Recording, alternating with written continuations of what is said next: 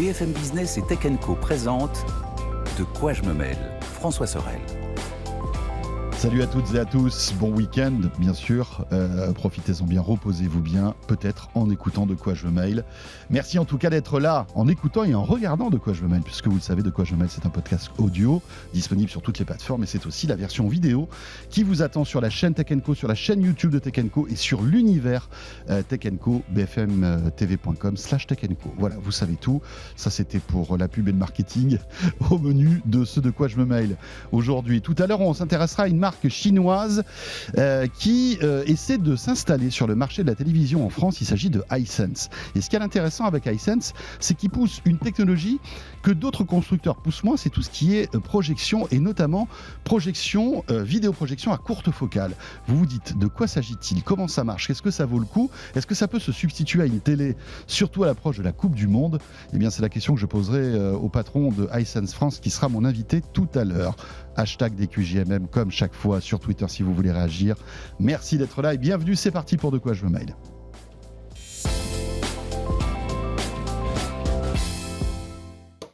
Le club de la presse IT pour débuter avec Mélinda Davorsoulas qui nous fait l'amitié, la gentillesse d'être avec nous. Bonjour François. Salut Bonjour Mélinda. Mélinda, journaliste à Tech & Co, bien évidemment. Et en face de toi, Mélinda, c'est Anthony Morel. Salut Anthony. Salut Mélinda, salut François. Ravi de te retrouver, Anthony. Eh ben pareil. Ça va être cool de vous avoir tous les deux pour débriefer l'actu. Anthony, qu'on retrouve bien sûr tous les matins sur BFM Business et sur RMC Découverte dans la matinale. Hein. Et puis avec Estelle Denis. Entre midi et deux sur RMC Story et sur RMC, bien entendu. Pas mal de trucs dans l'actu. 2 keynotes qui se sont enchaînés coup sur coup. Celle de Microsoft, on va s'intéresser à celle de Meta dans un instant. Et puis aussi des petites anecdotes concernant l'iPhone 14, PayPal, etc. On vous réserve une actu très sympa.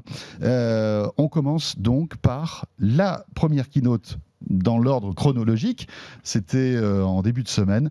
Meta, donc, qui a annoncé quelques éléments très importants sur sa stratégie de la VR avec, en point d'orgue, un nouveau masque. Alors c'était un secret de polichinelle, puisque ce masque a traîné dans les hôtels. Ah oui, c'est vrai. J'avais oublié cette histoire. On les a vus partout, etc., etc. Mais là, c'est officiel. Voilà, ce masque MetaQuest Pro. Comme quoi, c'était un vrai, parce qu'on se posait la question de est-ce que c'était des vraies images, le leak. Et en fait, ça correspondait. Maintenant que j'ai les images. Oui, c'est vrai. Tu te rappelles, on avait évoqué le fait. Est-ce que c'était calculé tout ça, ou est-ce que malencontreusement, un ingénieur de chez Meta ou quelqu'un d'autre d'ailleurs avait oublié ce masque avec l'emballage et tout. Mais il y avait tout le packaging. Il avait tout bien fait. Il aurait pu mettre c'était propre. Un petit papier cadeau. C'était parfait. Donc voilà, on a débriefé cette keynote sur la chaîne Tech & Co, puisque vous le savez, ça aussi c'est important. J'en profite. Toutes les keynotes importantes dans le monde de ces géants américains, vous les retrouvez en direct sur la chaîne Tech & Co, et on vous les commente, on vous les traduit, on essaie de les analyser en temps réel. Donc, Meta, moi j'ai été, alors je sais pas, j'attends avec impatience votre avis, j'ai été quand même assez surpris par cette keynote, parce qu'il y avait pas mal de choses assez intéressantes. Mais déjà sur la forme, elle était dynamique. Quand on connaît Mark Zuckerberg, c'est pas quand même le fanfaron de service. Là, il s'est un petit peu lâché. On sent que son métavers, ça lui tient à cœur. Donc, on a eu vraiment la définition du métavers. On l'a vu, lui, dans le métavers. Alors, on parlait du casque. Donc, on découvre qu'on peut quand même oublier dans un hôtel un casque à 1 800 €. Je place ça comme ça directement pour donner le tableau. Mais le pire, c'est que je crois qu'il y en avait plusieurs. Ouais, il y en avait plusieurs dans cet hôtel. C'est un truc incroyable. Ouais. C'était la réserve, en fait. C'était le stockage. Avant les envois. C'est pour ça qu'on les attend toujours. C'est ça. En fait, ils sont stockés dans un hôtel, dans une armoire quelque part. Oui, mais c'est bien, c'est ça le métavers de demain, tu vois. Il y en avait 3, mais c'est le nombre qui vont vendre de toute façon dans le monde. Donc, a priori. Oh non. Non, c'était juste pour la blague. Anthony, tu dis pas des trucs comme ça sur Good Morning Business ou avec Estelle Denis. C'est vrai. Il y a que dans De quoi je me mêle. Je me lâche un peu. Mais t'as raison. Non, pardon, je t'ai coupé. Mais non, à 1 800 €. À 1 800 €. Non, mais c'est vrai, on passe quand même de 450 €. Alors, ça devient le produit d'entrée, le Quest 2, qui est un excellent casque autonome. Rappelons-le, ça a permis à beaucoup de gens de découvrir aussi la réalité virtuelle juste, parce que la promesse aussi de ce MetaQuest Pro, c'est de faire de la réalité mixte. Donc on rappelle, c'est ce mélange réalité virtuelle, environnement, avec des éléments du réel, un peu en réalité augmentée. En gros, on est dans la confusion des genres, le réel, le virtuel, tout le monde se mélange. C'est aussi la définition du métavers par excellence. Là, il nous a dressé le panorama. On pourra faire du sport, du jeu, les partenariats quand même petit partenariat Universal DreamWorks pour rester vraiment dans son casque. Et puis, on en parlera après, le partenariat avec Microsoft. Vous allez pouvoir jouer à vos jeux Xbox en cloud gaming dedans. Vous allez pouvoir faire du Teams, faire du Excel. Super, quand même. On va tableau Excel, ça va être L'Excel en VR, alors ça, j'attends de voir. Autant le Teams, je vois bien le truc, mais alors le tableau Excel. L'Excel en VR, je vous dis pas les Doliprane à côté quand même. Bon, ça va être mais c'est vrai que moi j'étais plus intéressée par tout ce qu'il a développé à côté. Alors j'aime beaucoup le langage, donc le langage social qu'on nous a répété. Ça c'était intéressant. Et puis surtout, mais ces avatars, moi j'étais bluffée par la qualité des avatars quand on voit d'où vient Mark Zuckerberg en avatar et comment il a fini la keynote. Avec des jambes. On sent que ça lui tenait à cœur quand même cette histoire d'Avatar, parce qu'on s'est tellement foutu de lui, y compris ici, parce que sûr. C'était un peu risible quand il avait sorti son petit Avatar au moment de la sortie de Horizon World en France. On avait l'impression que c'était dessiné par un élève de primaire. Franchement, il avait dit non, mais vous inquiétez pas, ce sera mieux. Et là, effectivement, il a montré. Alors, en fait, c'est intéressant parce qu'il a montré 2 futures générations d'Avatar. En fait, il y avait une version un peu cartoon, qui sont celles qui vont arriver là. C'est celle qu'on voit si vous êtes avec nous à la télé. Voilà. Vraiment, moi j'ai l'impression un peu repompé sur Disney. Enfin, c'était un côté vraiment Disney, mais vraiment bien fait et avec l'avantage un peu Pixar, un peu Pixar. T'as raison, Pixar. Et en fait, avec aussi l'avantage qu'avec le nouveau casque qui est équipé de petites caméras et de capteurs qui vont analyser en temps réel les froncements de sourcils, les petites moue, tu vas pouvoir retranscrire en temps réel une modélisation de l'avatar, en fonction des expressions de ton visage. Mais il a aussi montré une future génération d'avatars, et alors là complètement dingue, photoréaliste. Et là pour le coup, c'est en gros le principe, tu pourras prendre quelques photos de ton visage en train de faire 2-3 grimaces, et tu auras une modélisation 3D mais quasiment au pixel près qui va reproduire ton visage avec des systèmes d'ombrage avec extrêmement sophistiqués. Ça me fait flipper en fait. Parce que autant Mark Zuckerberg en cartoon, c'est rigolo. Mais imagine un petit peu ce que ça va donner après. C'est ça aussi le truc, c'est que la promesse du métavers, alors on va entrer dans le dur, mais c'est de nous dire, on sera plus vraiment capable de faire la différence entre la réalité et la fiction. Le but à terme de Zuckerberg, il l'a dit, c'est d'avoir océan de questionnements, de paradoxes, de remise en question, même qui plus est faire la différence en fait. entre ce que tu vois dans le casque et ce que tu vois à l'extérieur. Donc tu auras des avatars qui seront potentiellement ultra réalistes, ce qui sera aussi une manière de te vendre des trucs, parce que c'est aussi ça le modèle économique du métavers, ce sera de vendre des accessoires, des vêtements. Il a fait l'appel aux marques clairement. Il y avait quand même toute une partie pour les développeurs. Venez faire vos expériences dans le métavers, et puis pour les marques, on sait qu'il y a déjà Prada, et on le voit là. Je te coupe, excuse-moi, Mélinda, mais typiquement ça, c'est quelqu'un qui a été modélisé, et là cette personne qui parle, c'est une vraie personne, mais c'est la modélisation. On la voit dans la démo, en fait, elle prend son smartphone, son iPhone, soyons clairs, ne mentons pas, c'était quand même complètement un iPhone. Elle fait 2-3 secondes de vidéo, elle fait 2 ou 3 grimaces devant le téléphone pour qu'il ait bien toutes les expressions, et on a une modélisation qui se fait instantanément. C'est hallucinant. Alors, ça c'est quand même, c'est pas tout de suite. Moi j'attends de voir, c'est pas tout de suite. C'est pas tout de suite, et pour l'instant il faut des heures, ou en tout cas des dizaines de minutes pour pouvoir générer un avatar. C'est une question de quoi, de mois ou d'années. Mais on est passé quand même de l'énorme cabine pour faire de la reproduction en 3D, avec ces sphères, on voit des caméras partout, à maintenant prendre un smartphone. Alors, ce ne seront pas tous les smartphones, il faut quand même une caméra avancée. Donc là, ils l'ont fait avec l'iPhone parce que c'est la caméra TrueDepth en façade. Mais on arrive à ça en 30 secondes, en 3 minutes. C'est juste parce que moi, je trouve que c'est comment dire, une espèce de gouffre, ce truc-là. Bien sûr. Parce qu'on se dit demain, regardez, ce qu'on est en train de faire, là, on est physiquement, on a pris nos transports, on est venu, etc. Ça veut dire que demain, on modélise nos visages, on modélise nos trucs, et ce de quoi je me mêle, on pourrait le faire, toi, je sais pas, moi, à ton bureau, dans mon salon, toi, à la maison, dans le salon. Et en fait, ça, c'est la première étape. Et demain, peut-être que l'IA fera que tu n'auras même plus besoin d'avoir un masque ou pas.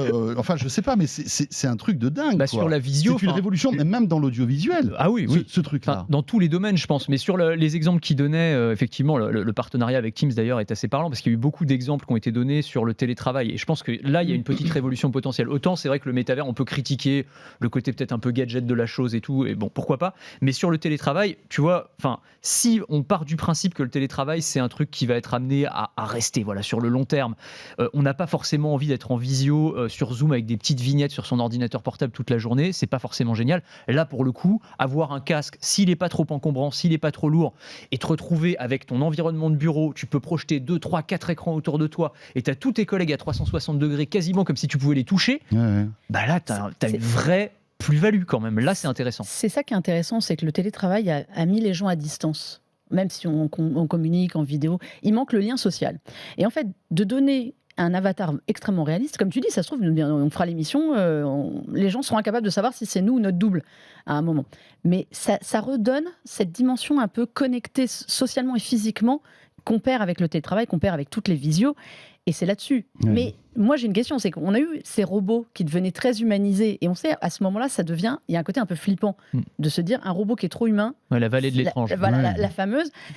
Là, on y vient quand même. Parce qu'il y a des moments où on ne savait plus si c'était Mark Zuckerberg le vrai ou Mark Zuckerberg l'avatar. Après, ce n'est que... c'est quand même inquiétant. Ouais. Alors, le deepfake, n'en parlons pas. Après, derrière, ça va être un festival. Ça va être un festival, bien sûr. Le deepfake, ça va être horrible. Ah ben là, les usurpations d'identité, il va falloir bien légiférer tout ça. Parce que ça va être... Non, mais ça va être... Mais ça, c'est toujours pareil. C'est pas la technologie qui est bonne ou mauvaise. C'est l'usage qu'on en fait. Non, et puis on n'y pourra rien. Et on n'y pourra pas grand-chose, effectivement. Voilà, ça va arriver. Il va falloir embrasser tout ça. Mais sachant et s'adapter, c'est clair. Sachant qu'on n'en est pas encore là quand même. C'est-à-dire que là, par exemple, sur les avatars photoréalistes, ça va prendre un petit peu de temps. Il y a des trucs, c'était intéressant parce qu'il y avait un mélange dans cette conférence entre ce qui va arriver là maintenant tout de suite avec les nouveaux casques. Et c'est vrai que les nouveaux casques sont quand même intéressants. Moi, je trouve qu'il a marqué des points quand même, Zuckerberg. Le casque, il est énorme. Le casque est quand même vraiment cool. C'est-à-dire qu'il est quand même beaucoup plus léger, beaucoup moins encombrant. Ça, c'était un vrai gros enjeu parce que si on veut une adoption du métavers, il faut qu'on ait des trucs qui soient. Il va falloir aller plus loin que ça, mais il faut que ce soit beaucoup plus miniaturisé par rapport à ce qu'on a aujourd'hui sur le marché. Des niveaux de résolution qui sont largement supérieurs. Là aussi, pour avoir plus de netteté, pour avoir aussi des avatars de meilleure qualité, pour avoir moins mal à la tête et moins de nausées. Enfin, il y a tous ces enjeux-là aussi qui sont adressés par ces technologies-là. Et puis à terme, effectivement, la partie est-ce qu'on acceptera tous de se plonger dans ce métavers ? Moi, je pense que il n'a pas répondu à toutes les questions, mais je trouve qu'il a apporté quand même un début de réponse. Et y compris d'ailleurs sur la façon dont on interagira avec ces éléments virtuels, parce qu'aujourd'hui, on a des manettes, mais il a présenté aussi, alors voilà, des sortes de bracelets haptiques ou bracelets neuronaux, c'est-à-dire des bracelets qui seront capables. Ils avaient racheté une start-up il y a quelques temps dont c'était la spécialité, qui analyse les signaux électriques envoyés par notre cerveau jusqu'à nos muscles.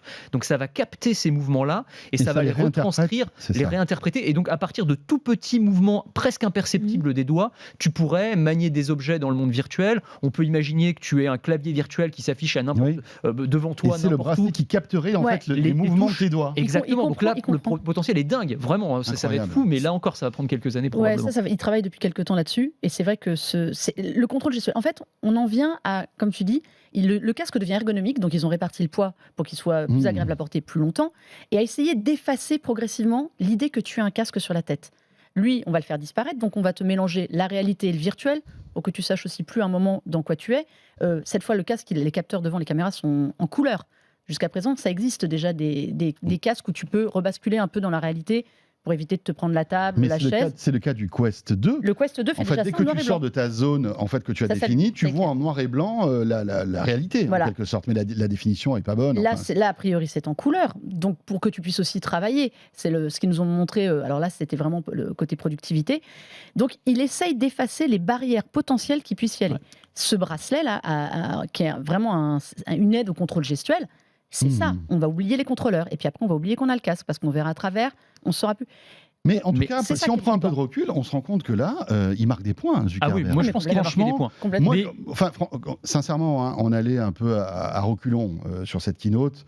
Voilà. Mais là, moi, j'ai été bluffé sur pas mal de trucs. Alors, j'espère que les délais seront tenus, que ce qu'il présente, c'est vraiment la réalité. Il faudra tester aussi. Il n'enjolive pas tout ça, etc. Il me tarde vraiment de chausser ce masque et de voir à quoi ce qu'il a dans le ventre. Après, ça répond pas non plus à toutes les questions. D'abord parce que ce casque, il est hyper cher, 1 800 €. Ça veut dire que c'est pour les entreprises, dans un premier temps, les grandes entreprises, et c'est tout. Mais si on arrive déjà à avoir technologiquement quelque chose qui est au point pour 1 800 €, on sait très bien, toi et moi, que dans 1 an ou 2, ça coûtera 1 000 €, 700, 500. Le problème fondamental, c'est que pour Zuckerberg, là, le timing est très très mal choisi. C'est-à-dire que le temps presse, mais presse incroyablement. C'est-à-dire qu'ils ont choisi pour le pire moment pour opérer une révolution industrielle, Bien puisque sûr. le métavers, c'est ça. Alors, ils ne pouvaient pas deviner qu'il y aurait une récession mondiale et qu'on serait dans une situation économique qui touche tous les géants de la tech, mais Facebook ou Meta particulièrement, puisqu'ils ont leur cœur de métier qui est remis en question, Facebook qui est vieillissant, donc c'est des revenus qui vont baisser,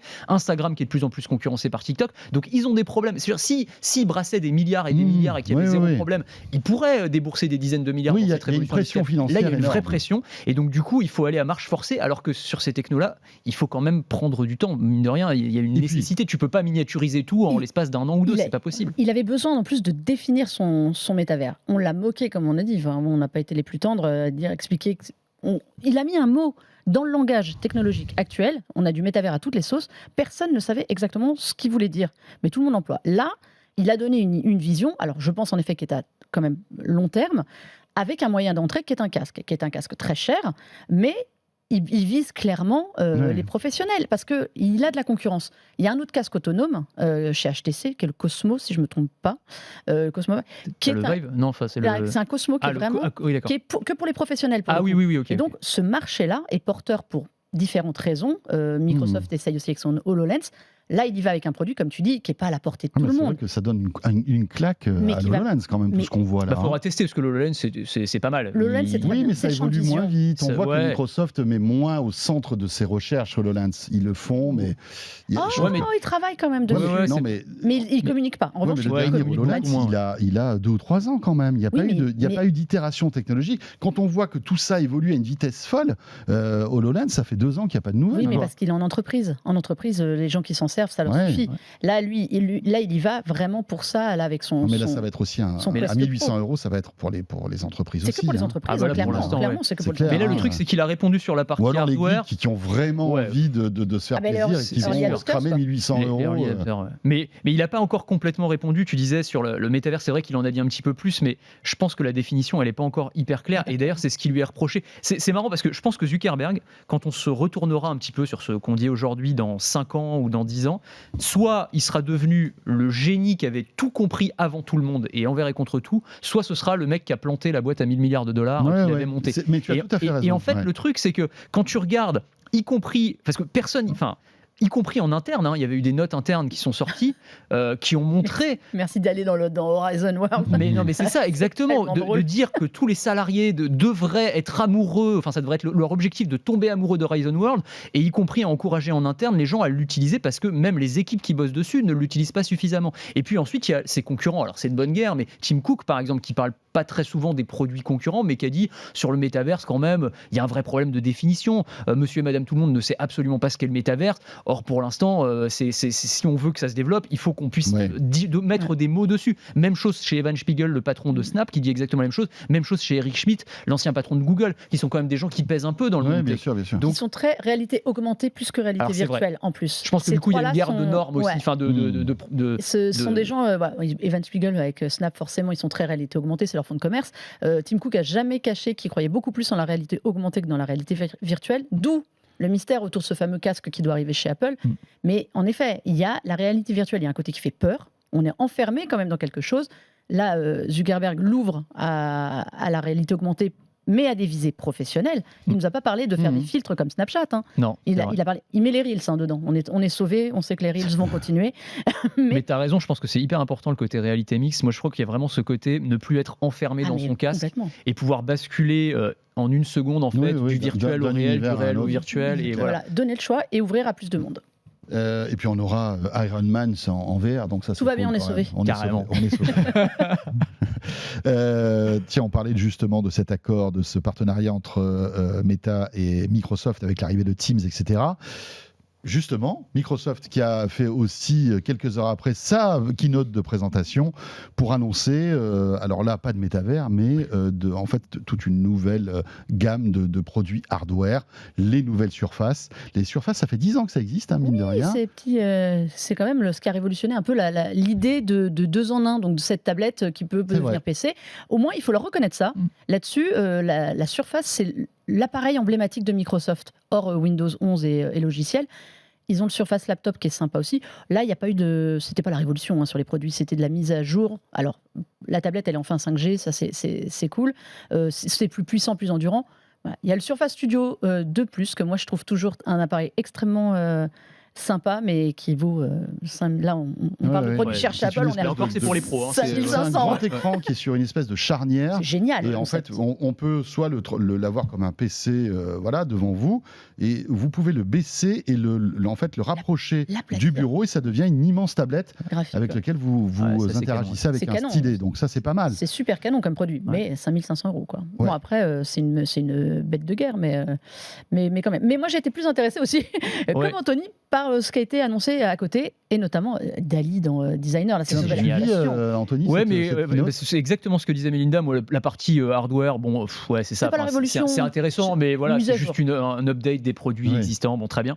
Mais effectivement, sur la partie logicielle, il y a, je pense, une tendance de fond d'ailleurs chez Microsoft et qui dépasse Microsoft, c'est le fait d'intégrer de l'intelligence artificielle au maximum dans tous les produits soft. Et donc, effectivement, il y a eu cette démo avec Dali. Donc, c'est un nouveau logiciel en fait qui s'appelle Microsoft Designer, dans lequel on intègre donc Dali, dont on parle beaucoup. Vous savez, ce sont ces algorithmes qui permettent de transformer du texte en image. C'est-à-dire, vous tapez une idée. Voilà, je tape, je sais pas, François Sorel à la plage en train de manger des sushis avec un sombrero. Je sais pas, chacun ses fantasmes. Hein, voilà.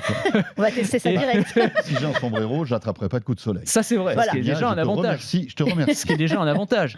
Et tu vas avoir une image. Alors, c'est peut-être pas un très bon exemple parce que ça fonctionne pas forcément avec les noms propres. Mais c'est en gros, tu vas transformer un concept en image. Une voiture sur une plage avec un palmier. Voilà. Exactement. Et là, d'un coup, tu vas avoir une proposition artistique de la part de cet algorithme. Alors moi, j'en utilise un autre qui s'appelle Midjourney.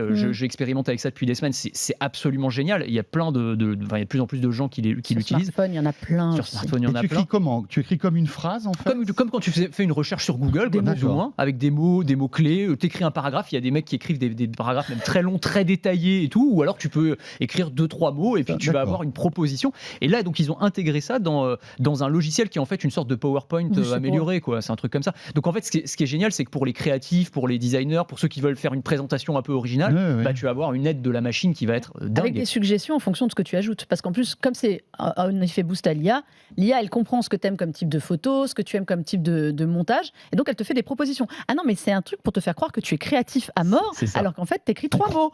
Il faut être honnête. Derrière, tu as des super visuels qui apparaissent. Moi, c'est génial. Mais tu sais, c'est génial c'est intéressant parce que ça pose même, y compris des questions un peu éthiques chez les artistes. Il y a de plus en plus d'artistes qui utilisent ces outils-là. Et notamment, il y a quelques semaines, il y avait un concours de peinture aux États-Unis qui a été remporté par un artiste qui avait utilisé Midjourney. Et en fait, il y a eu un petit scandale parce que tu sais, est-ce que c'est de la triche ? Est-ce que c'est pas de la triche ? Lui dit non, ça fait partie maintenant de mon processus de création artistique. Mais enfin, c'est quand même la machine qui a fait le boulot.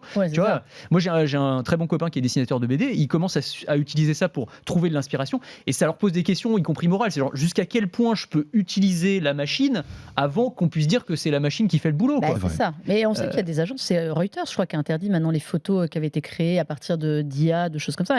Il se pose quand même une vraie question sur qui est l'auteur. C'est ça. Juste qui est l'auteur. Oui. Si tu regardes ça, nous on fait ça pour rigoler, c'est très sympa pour envoyer des partagés, mais quand tu es un vrai artiste dont c'est le métier, carrément. Quelle est la part Encore d'IA ? une question, en fait, de toute cette IA, de toute cette transformation. On évoquait tout à l'heure les avatars réalistes. C'est pareil. C'est pareil. Ah mais oui, ça pose des questions éthiques, philosophiques, juridiques qui sont énormes. Et c'est vrai qu'un artiste qui demain tape quelques mots avec en plus une tendance, tiens, j'aimerais que ça ressemble à tel peintre, etc. Parce qu'il y a ça aussi. Oui, dans le style de. Tu peux rajouter des styles. Voilà, en 30 secondes, tu peux avoir une œuvre qui, voilà, et une œuvre, c'est totalement subjectif. Il y en a qui vont trouver ça génial. Mais la question va se poser quand ces tableaux d'artistes vont commencer à être vendus 1 million, 2 millions, 3 millions aux enchères. Et là, tu dis, mais en fait, à qui va l'argent ? Mais au créateur du logiciel ou à l'artiste ? Mais c'est dingue parce que le numérique arrive sur des terrains, même de créativité et d'inventivité qu'on n'imaginait pas auparavant. Surtout on voit que le numérique a révolutionné la musique, la vidéo, mais ça, c'était de la compression, décompression. On prenait de l'analogique, on l'a transformé en numérique. Mais là, avec l'IA, on rentre dans une espèce de monde où en fait c'est notre créativité qui va être concurrencée par la machine. Quelle est la part de notre créativité qu'on laisse encore avoir le dessus ? En fait, c'est ça qui va être intéressant. Et comme tu dis, c'est une question purement philosophique au bout d'un moment. C'est la technologie, on la limite à quoi ? Si, Et où est la l'individu- valeur ajoutée de l'être voilà. humain? Si l'individu n'est pas capable de se limiter, c'est là où, Ouais, à c'est mon clair. avis, on court à la dérive. On parlait de Microsoft, intéressant aussi. Tu voulais. Ouais, juste sur Microsoft, ouais. juste pour finir sur Non, l'intelligence mais vas-y, artificielle, vas-y. parce qu'il y a eu un autre truc très Ouais. intéressant, là, c'était l'intégration dans Teams aussi d'outils d'intelligence Mhm. artificielle. Et alors là, c'est un peu plus terre à terre que les expérimentations artistiques, mais c'est génial quand même. C'est en gros, tu fais une réunion en visioconférence et cet outil va te faire un récapitulatif de la réunion. C'est-à-dire, c'est pas seulement une retranscription, comme c'est le cas aujourd'hui avec du text-to-speech qui fonctionne très très bien.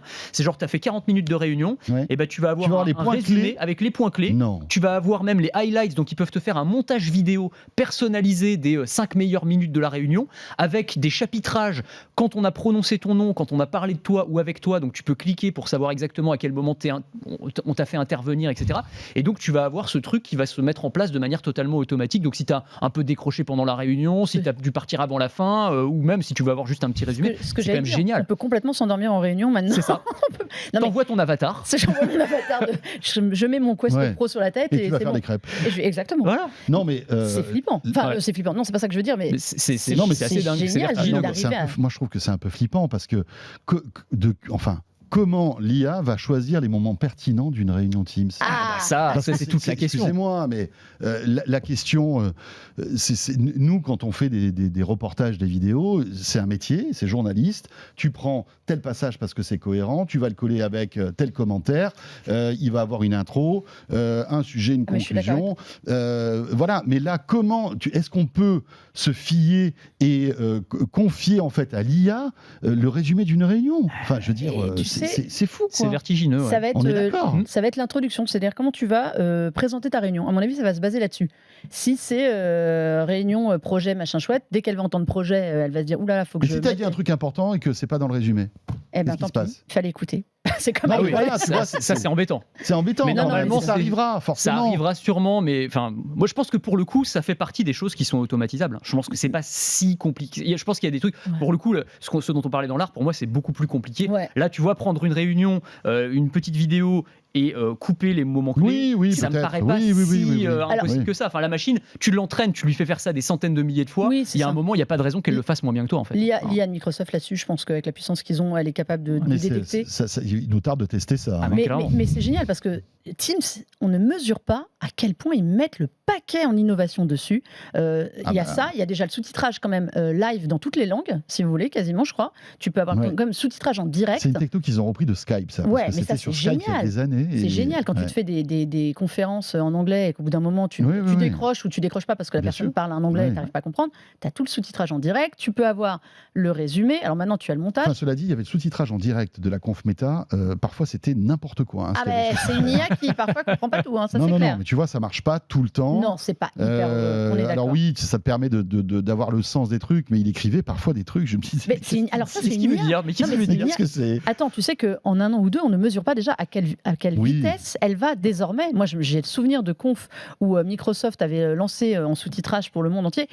Là, fallait s'accrocher parce qu'entre les mots qui étaient mal écrits et le fait que ta phrase, elle arrivait 3 plombes après, c'était pas facile. Mais moi, ce que je trouve très bien surtout, et on l'a vu sur tous les produits, amélioration de la qualité de l'image. Le fait que ton regard puisse te suivre, il y a des petits détails, l'arrière-plan qui peut être flouté sans que ce soit violent.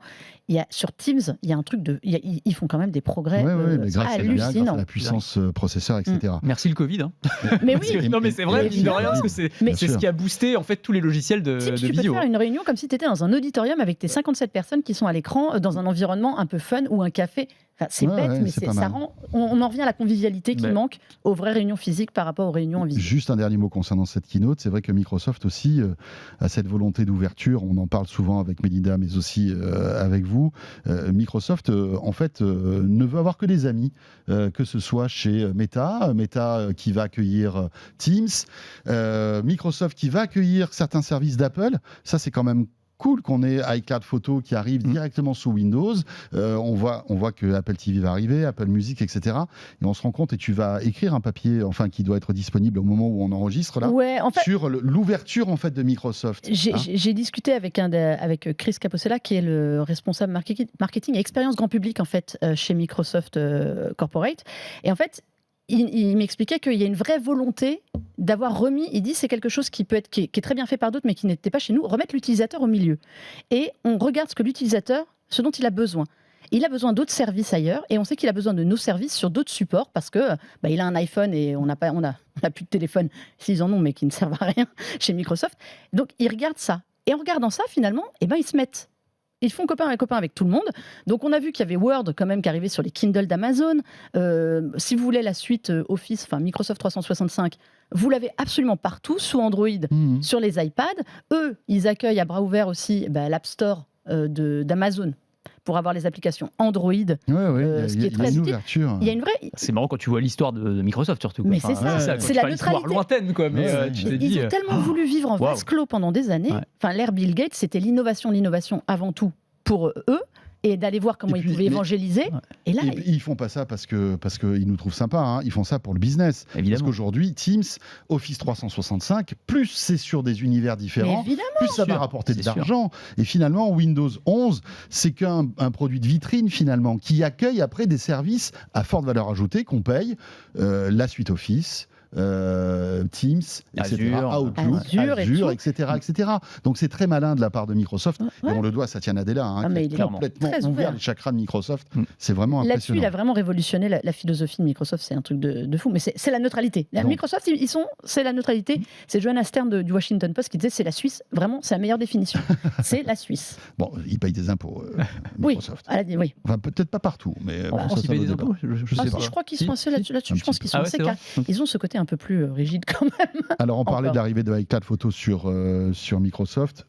Transition pour évoquer Apple avec deux petites anecdotes, Anthony, que tu voulais nous raconter concernant l'iPhone 14 qui sont amusantes. Oui, absolument. Sur le fait que les capteurs de l'iPhone 14 sont soit pas assez performants, soit trop performants. Je ne sais pas comment dire. Alors la première, c'est, vous savez, il y a une des nouveautés dans l'iPhone 14, c'est les capteurs d'accident de voiture. Hein, donc ils sont capables détection d'accident. Détection d'accident, de comprendre que il y a une collision, un choc, et à ce moment-là, ils appellent le 911 aux États-Unis. Grâce à l'accéléromètre, etc., qui va détecter, on va dire, un comportement bizarre, ou en tout cas brutal. Sauf que ce qu'avaient peut-être pas anticipé les ingénieurs d'Apple, c'est que ça se déclencherait aussi dans les montagnes russes, dans les parcs d'attractions. C'est génial. Et donc aux États-Unis, il y a eu plein de cas, visiblement. Alors ça a été recensé par la presse américaine, mais il y a notamment dans un parc d'attractions. Donc je sais pas, celui-ci doit avoir des. C'est quoi, c'est Six Flags, non ? Je sais plus le nom, mais peut-être. C'était. Mais là-bas, ils ont des montagnes russes.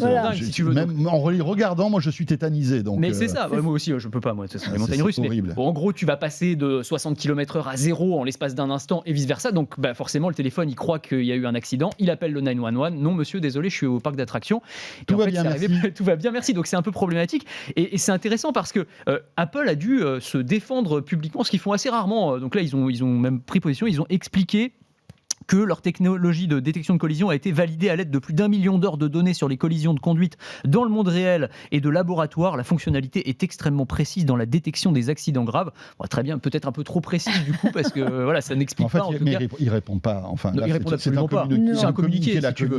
Mais je ne sais pas s'ils peuvent mettre à jour via une mise à jour logicielle simplement, et le bug va passer. Mais je pense qu'ils peuvent le faire. Enfin, en tout cas, je le souhaite. J'espère, sinon ils sont pas au bout de leur surprise. Alors, on discutait de ça, parce qu'en effet, c'est super d'avoir les capteurs de détection d'accidents. Ça marche. Alors en fait, ça marche d'une certaine manière, c'est qu'en effet, l'accéléromètre, gyroscope et tout, détecte qu'il y a eu beaucoup de mouvements, mais surtout, derrière, vous envoie un signal. Et si dans les 10 secondes, vous n'avez pas réagi, il pense que vous êtes dans les vapes. Voilà. Etc. Sauf qu'une attraction qui fait 45 secondes, si tu as fait un looping dès le premier, le temps que tu réagisses, et les gens qui crient autour de toi, tu vas pas prendre ton téléphone sur le manège, quoi, en plus. Voilà. Et puis le temps que tu vomisses à la fin. C'est pour ça. Alors, je pense aussi qu'il y a ça, c'est que la détection d'accident-là. Merci pour les détails, François. Non, mais excusez-moi. C'était pour moi, ça me fait plaisir. Si vous êtes à table, on vous salue. Sachant que cette détection d'accident, elle marche aussi avec l'Apple Watch. Et je pense que l'Apple Watch est bien plus à même, étant habitué aux activités, à savoir le mouvement que vous faites, quelle est la rotation et tout. Donc là, et sur la montre, en effet, si ça vibre, pour vous demander si vous allez bien, vous allez le sentir même la tête à l'envers. Donc je pense qu'il y a ça, là, c'est les gens qui avaient que l'iPhone, et l'iPhone, il a brinque-ballé dans tous les sens de fait. Oui, là, il devait clignoter en rouge dans tous les trucs. Est-ce qu'ils peuvent faire une mise à jour ? Ça voudrait dire alléger un peu la détection. Oui, moi, ou peut-être l'optimiser. choisir de la mettre ou de la couper vraiment plus facilement Oui. aussi. Mais Un truc tout c'est ce bête. qu'il disait en théorie. Maintenant, il faudrait se mettre en mode avion avant Ah, ils pensent ça apparemment. Ouais, dans les- Ouais. J'imagine, personne ne va faire ça. Ah, Bien sûr, tu oublies. Jamais Quel t'y enfer. penses. Ouais. Attends. Et puis bon, quand tu es à 80 km/h, prends ton téléphone comme C'est ça. ça. Là, Ah bah là, il va faire un accident l'avion. et là, Oui, là. ton téléphone, lui, il va se faire le grand 8. Mais Ce qui bon, n'est pas c'est drôle. conseillé avec un téléphone à 1400 €. Hein, on le rappellera jamais assez. Deuxième Sortir petite son- anecdote concernant Ah oui, sur l'iPhone et surtout, notamment les AirTags. Sur les AirTags, ouais, alors ça c'est marrant, c'est en fait un certain nombre de compagnies aériennes, enfin c'est Lufthansa en l'occurrence, compagnie allemande, qui a décidé d'interdire les AirTags dans les bagages. Parce que vous savez qu'il y a beaucoup de gens, peut-être que vous le faites d'ailleurs, qui mettent des AirTags maintenant dans leur valise pour pouvoir la géolocaliser, pour savoir où elle est. Et Bien pratique. ce qui est très pratique Notamment évidemment. l'été dernier, hein, n'oublions pas, Eh ben, avec c'est ça. tous les bagages qui ont été perdus. Hein. Mais c'est tout le problème parce que Lufthansa, alors, se cache un peu hypocritement en disant non, mais c'est parce que c'est dangereux, c'est des réglementations internationales, c'est des produits électroniques, on peut pas les laisser allumer dans un bagage en soute. Sauf qu'en plus, il n'y a même pas de batterie lithium-ion, en fait, c'est des petites des piles. piles. Oui, c'est Donc des piles, vraiment, ça ne nickel-cadmium, correspond même voilà. pas, si tu veux. Mais enfin bon, c'est l'explication qu'il donne. Ouais. La réalité probable, c'est qu'ils sont tellement embêtés par les gens qui détectent eux-mêmes leurs bagages et qui disent mais attendez, la Lufthansa, qu'est-ce que vous foutez mes bagages, ils sont À Tahiti, alors que je suis à Nice. alors que je suis pas du tout. Il y a eu quand même. T'as raison. Moi, cet été, Cet t'as été, vu, il y avait eu un reportage qui Dramatique, suivait dramatique. deux touristes, deux femmes qui se retrouvaient au fin fond de la banlieue parisienne à aller rechercher leurs bagages, qui retrouvaient dans une forêt éventrée. Enfin, les bagages, pas les jeunes femmes, hein, mais je précise quand même. Mais il y avait des dizaines de bagages éventrés dans la forêt et retrouvaient leurs bagages effectivement où tout avait été volé, hein, parce qu'évidemment il y a des trucs quand même pas très clairs qui se passent. Et donc effectivement, les AirTags c'est extrêmement pratique, sauf que les compagnies aériennes se retrouvent submergées d'appels Bien sûr. de Ouais. gens qui savent, ils disent mais non, mais mon bagage il est là en fait, moi je le sais, vous savez pas où il est, mais moi je le sais, donc allez le chercher. Et donc forcément, pour se prémunir de ça, ils préfèrent bannir préventivement les AirTags.